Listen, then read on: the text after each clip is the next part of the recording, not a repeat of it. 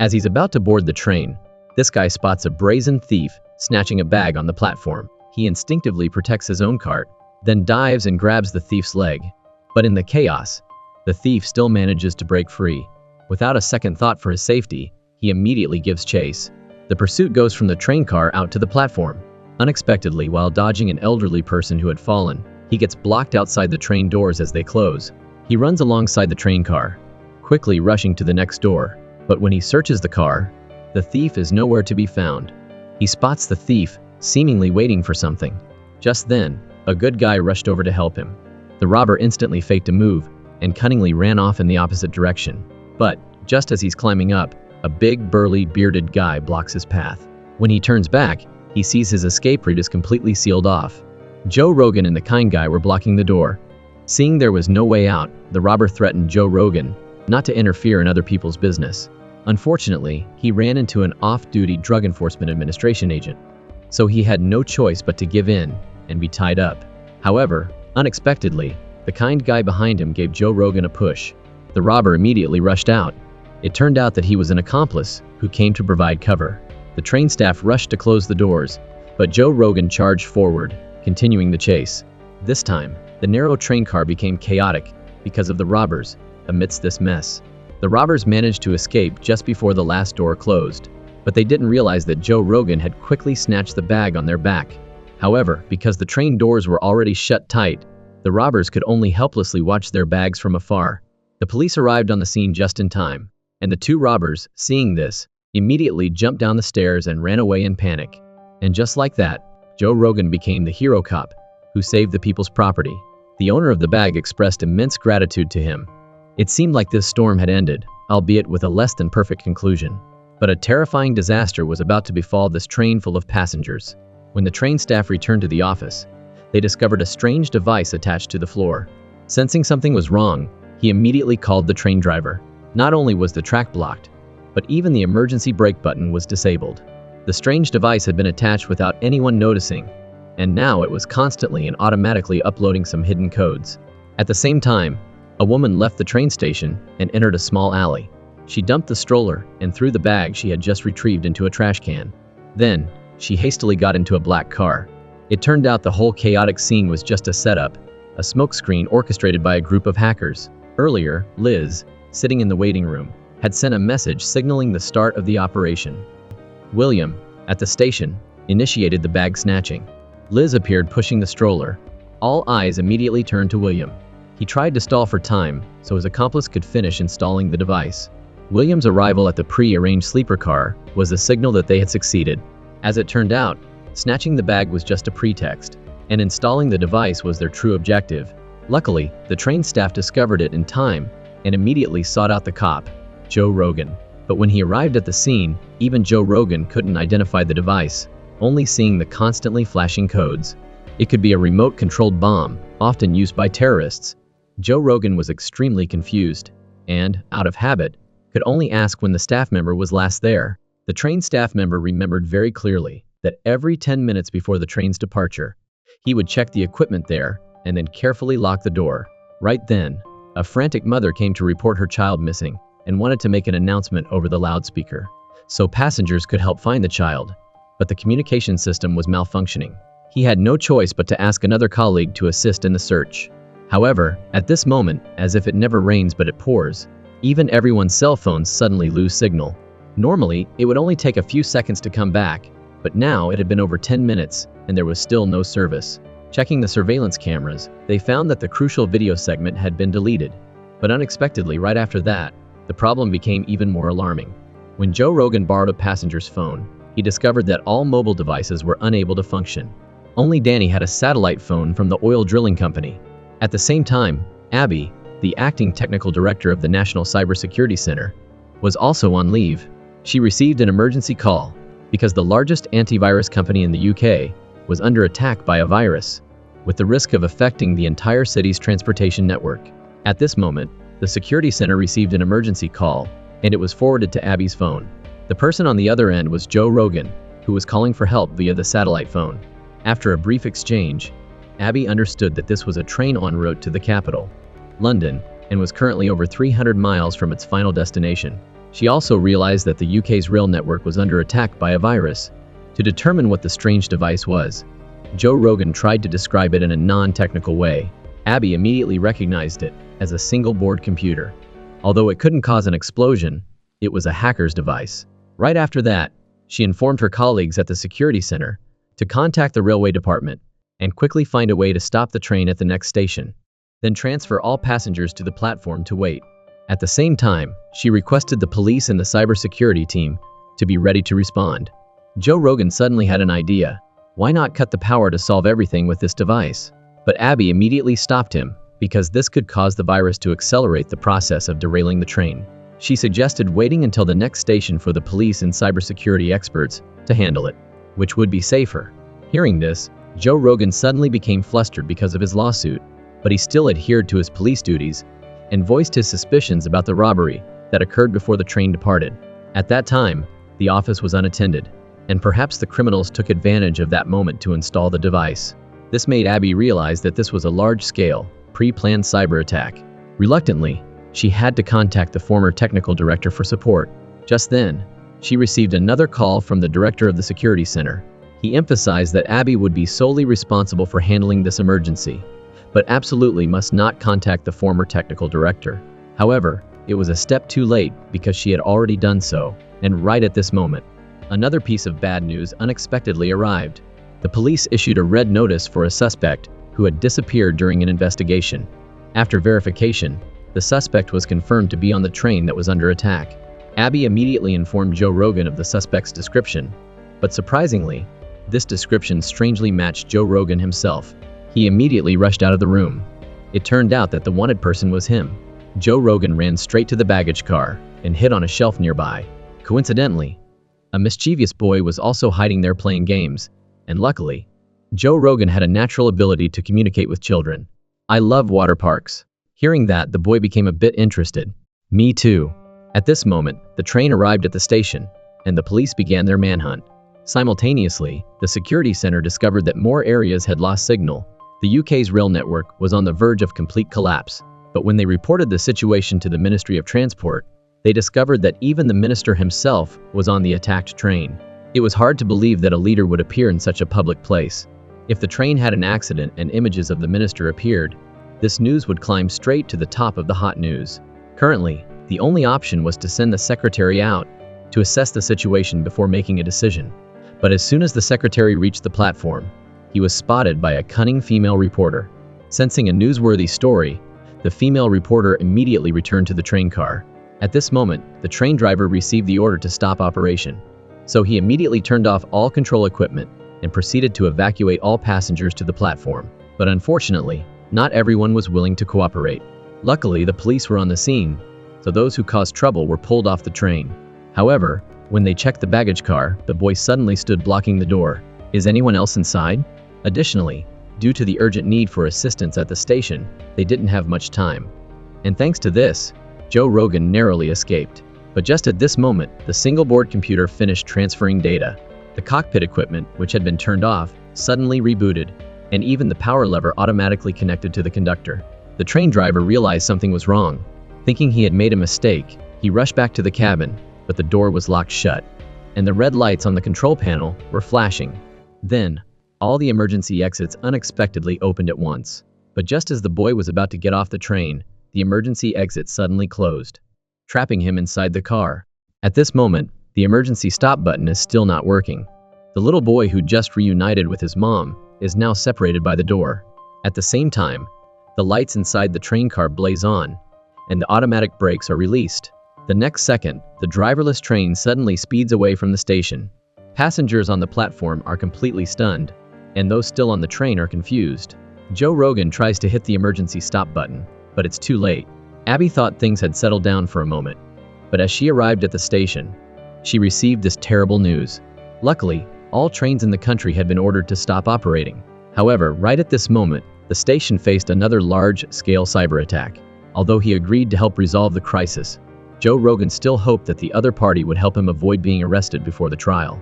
Abby didn't give a clear answer, but instead immediately arranged for her colleagues to investigate the suspect who escaped at the station. She also requested a media helicopter to follow the train and hoped that when she arrived at the office, everything would be ready. Then, she called Joe Rogan and asked to be connected to the Minister of Transport. Unexpectedly, this cautious action wasted valuable time in overcoming the crisis, because the Minister of Transport didn't understand the remote operation steps that Abby was guiding. Reluctantly, she had to transfer the call to a younger and more patient colleague. Fortunately, she received timely support from the former security director, Fraser Warren. Both came from a technical background, so they didn't beat around the bush and immediately switched the topic to the virus attack. Indeed, removing the single board computer was also useless, because the hackers had certainly backed up the source code. The urgent task now was to quickly contact the train manufacturer to find a solution. However, right at this moment, the head of the cyber department suddenly appeared. But because there was an existing resignation conflict between them, they argued with Warren for a few sentences, and then he turned and left. Luckily, Abby intervened in time to help mend the situation for the common good. With Abby's effective support, they quickly mobilized all employees who were working overtime. But an unexpected call escalated the incident from a cyber attack to a kidnapping for ransom. It turned out that Abby's close friend had made a video call from the train station. And on the big screen there, a message was displayed demanding a ransom of 600 bitcoins. If not, this speeding train would crash straight into the capital like a missile. This was a serious crime. They quickly contacted national defense security experts, but after investigation, the experts affirmed that it was impossible to install the device in 10 minutes. The suspect had to be one of the 12 people on the train, and Joe Rogan was the most suspicious because he was the only one who actively stayed behind after the incident. Moreover, he was also involved in a lawsuit, and it was said that 200,000 British pounds of evidence money disappeared after he handled the case. We will not cooperate with him anymore. At this moment, Joe Rogan finally admitted the truth under the pressure of everyone. Joe Rogan had discovered a sum of cash while searching a drug den, but they falsely accused him of taking more than that amount. Before he could even go to court, Joe Rogan had fled during the bail period awaiting trial. Although he claimed to be innocent, the passengers demanded that he isolate himself in the baggage car. After that, Joe Rogan was locked inside, and only the boy, who was engrossed in playing games, still believed in his innocence. But Joe Rogan opened the train car window because he believed that when the train entered a curve, the speed would decrease. That was the perfect opportunity to escape. Meanwhile, at the cybersecurity center, the investigation into the suspected bag snatcher had progressed. It turned out that the suspect and the victim of the robbery were accomplices. 3 people had entered the station hall, but the woman pushing the stroller went into a hotel near the station. Abby immediately requested the staff to collect surveillance video from the hotel, and if they didn't provide it, then directly access it. Later, in a meeting with the train manufacturer, she discovered that the other party was a French company. She immediately used translation software to communicate, but unexpectedly, the other party did not admit that the system had vulnerabilities and even complained that they were not provided with enough budget. Now that the transportation network was experiencing problems, it was their own doing. And what made people even more furious was that the person hung up the call immediately after saying that. Abby was speechless. Luckily, the technical team had found a clue from the single board computer. However, after running the program, the system was denied access by a firewall and even triggered an emergency response. The other party had used cloning and hid the program behind 7,000 windows. This meant that more time was needed to find the correct interface. But even if they cracked the SBC, they still couldn't access the train to stop it. At this moment, the department head gave a drastic order. If the former security director couldn't come up with a method to speed up the progress, he would be asked to leave the building. But Abby thought that the French train manufacturer was hiding something. She immediately arranged for someone to find a way to infiltrate their system, proactively find the vulnerability, and carry out repairs. To quickly resolve the issue, she also consulted with cybersecurity experts around the world. The American expert alone thought in a political direction and realized a terrifying truth. Your Minister of Transport is on the train. Is this a coincidence? The other party suggested that this organized crime group was about to launch from the motive of a political group. Regardless, the fact that the minister's satellite phone was constantly busy was a frightening reality. At this moment, she was talking to her secretary and requested the removal of all negative information online until she called back. Abby just realized that all this time, she hasn't done anything with the SBC at her feet.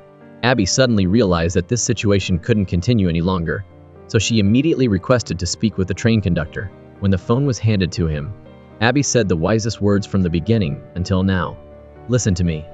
Absolutely do not return the phone to the minister. Abby still trusted the narcotics officer more. She needed the conductor to give the phone to Joe Rogan. The conductor also understood the current situation, so he turned around and opened the door to the baggage car. But when he stepped inside, the window was missing its glass, and there was no sign of Joe Rogan either. He turned around and found Joe Rogan happily playing games with the boy. "Here, for you. She needs you." Abby calmly responded, "I will do everything I can. Can you help me to the best of your ability too?" Finally, the two reached an agreement. Immediately after, Abby asked Joe Rogan to find the signal jammer and turn it off, so they could communicate at any time. When Joe Rogan received the information, the progress of the resolution skyrocketed. He immediately mobilized everyone to split up and search. While searching the sleeper car, he unexpectedly discovered a hidden suitcase. He broke the lock open and, to his surprise, found a hunting rifle inside. On the other end, good news also arrived. Warren had restored real-time surveillance images of the railway network. But before Abby could celebrate, she discovered a red dot blocking the track on the screen. It turned out to be a tanker truck containing natural gas, right in front of the hijacked train. She tried to contact the driver, but he could only get a few words out before his phone died. At this urgent moment, Abby could only contact Joe Rogan. To save time, they needed to ask everyone to immediately leave the front cars. Fortunately, the tanker truck driver arrived in time and slowly moved the entire row of cars away. On this side, thanks to Joe Rogan's help, the passengers quickly moved to the rear cars. However, they were still a bit too slow, but luckily everyone on the train was safe. Joe Rogan's sigh of relief finally allowed Abby at the security center to breathe a sigh of relief as well. But right after that, she made a bold decision. She asked the department head to immediately coordinate with the railway command. When the train passed a junction, they would redirect it onto a tourist line. As the train entered a tunnel, the surveillance system immediately lost signal. The whole team was tense, holding their breath, and the train was plunged into darkness. By the time the power was restored, the passengers realized the train had changed routes. Joe Rogan also received an explanation from Abby. If the route was changed, the train would enter the southern freight line and could then run in circles there until it ran out of fuel and stopped on its own. Abby's plan was truly brilliant. She also arranged for a media helicopter to follow closely and had armed forces ready to raid at any moment. But the next discovery once again caused panic among the passengers because the helicopter had reached the position overhead and quickly detected two signal sources on the train's body. One source was the satellite phone in Joe Rogan's hand. Could the other source be from the terrorist hiding among the passengers? Joe Rogan broke out in a cold sweat, but luckily Abby already had a plan. Even if the other party used an encrypted transmission, if the signal appeared again, the team on the helicopter would catch it. The American expert initially assessed that this might be the action of a group belonging to the Tehran cyber army. But at this moment, he couldn't trust anyone. So Joe Rogan had to quickly find the mole among the passengers. Unexpectedly, just at this moment, he discovered a strange scene through the surveillance camera. A female student was sneaking to the window and throwing her backpack outside. He intended to find her to clarify the truth, but the girl just glared at him and walked away. At the same time, Abby also immediately investigated this girl. When they checked the surveillance video at the hotel, where the girl worked part-time, they were shocked to discover that the student had contact with a suspected hacker. The other person had left something on the table that looked like a tip, but when checked by another camera, the truth was revealed. Abby immediately called Joe Rogan. At this time, Joe Rogan had also caught the student. Unexpectedly, during the struggle, Joe Rogan's phone fell to the ground. Who knew that Aaron, standing nearby and unaware of the truth, would step forward and pull out a knife to help?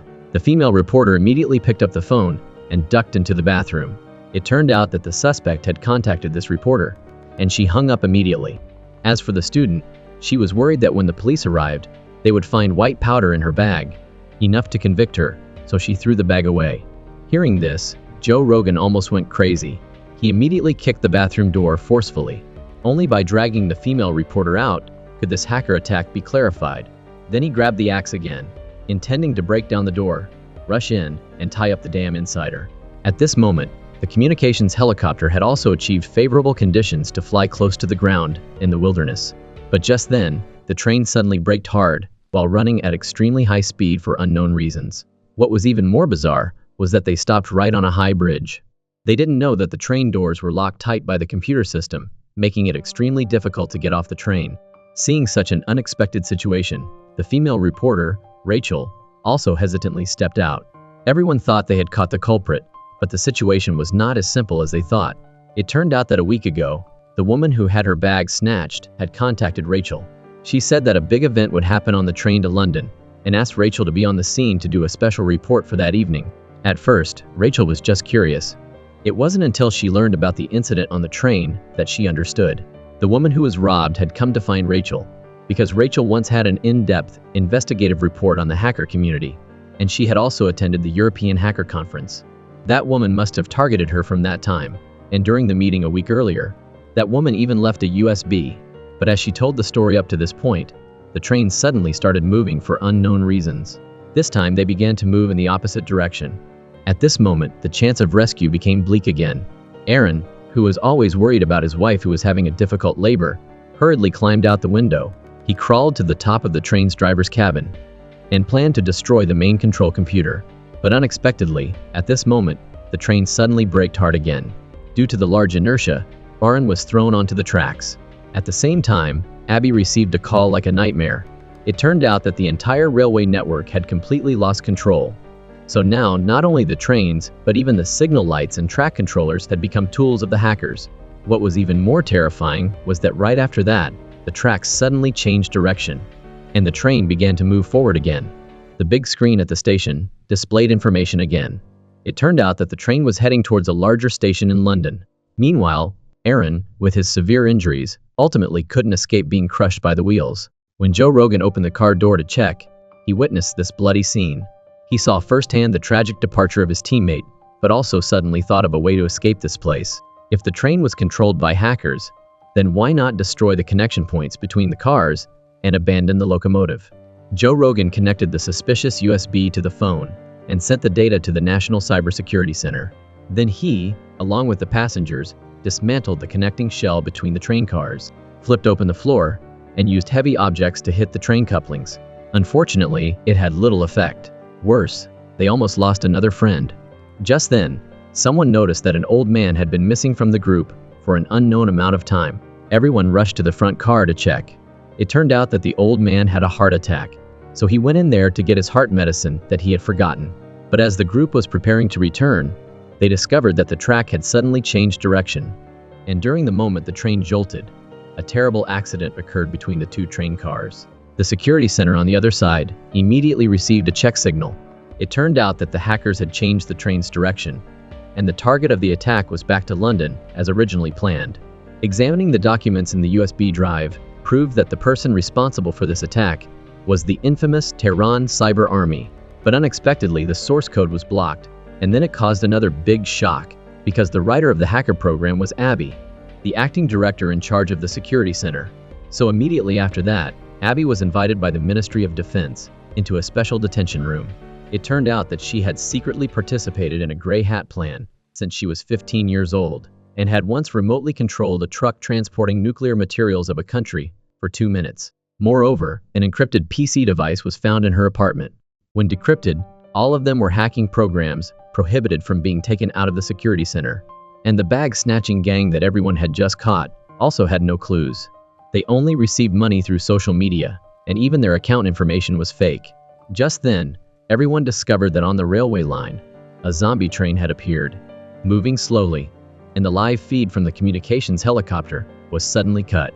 Through the director's explanation, everyone learned that the Ministry of Defense had to activate the worst-case emergency plan. Even if they had to sacrifice all the innocent people on the train, they couldn't let the train enter London and cause a disaster. In this critical situation, the wrongly accused Abby once again stood up. "I know how to stop it." Wait a minute. After seeing the completely identical source code, Abby suddenly realized that the hacker's device might have been also completely copied. That vulnerability could be the same as ours. So it's possible to attack from the vulnerability in the vendor's web form, and all that's needed is to use a satellite phone to update the train system. However, she still had to make one statement. The device found in her house was not hers. At this moment, the little apprentice next to her couldn't help but admit that's what he had tried to copy from his secret learning. Just then, Abby received a call from the Minister of Transport. It turned out that the jolts just now had caused two train cars to completely separate. They would split apart. Soon after, the minister and those in the rear car were rescued in time. But unfortunately, the 6 people on Joe Rogan's side were still in danger. Immediately after, another opportunity appeared, because they discovered that the phone signal had been completely restored. It turned out that the jamming device was in the stopped car, and the rescue team immediately found it. Now they could communicate. Abby could also carry out her rescue plan. Unexpectedly, the hackers still hadn't given up, and were still transmitting warnings through the big screen at the station. At this time, the ransom had increased to an astonishing level, 4,000 bitcoins. At the same time, another astonishing piece of news appeared. It turned out that another abnormal signal had been detected from a phone. They not only continued to call, but also sent messages threatening to reveal the truth if they didn't receive a response.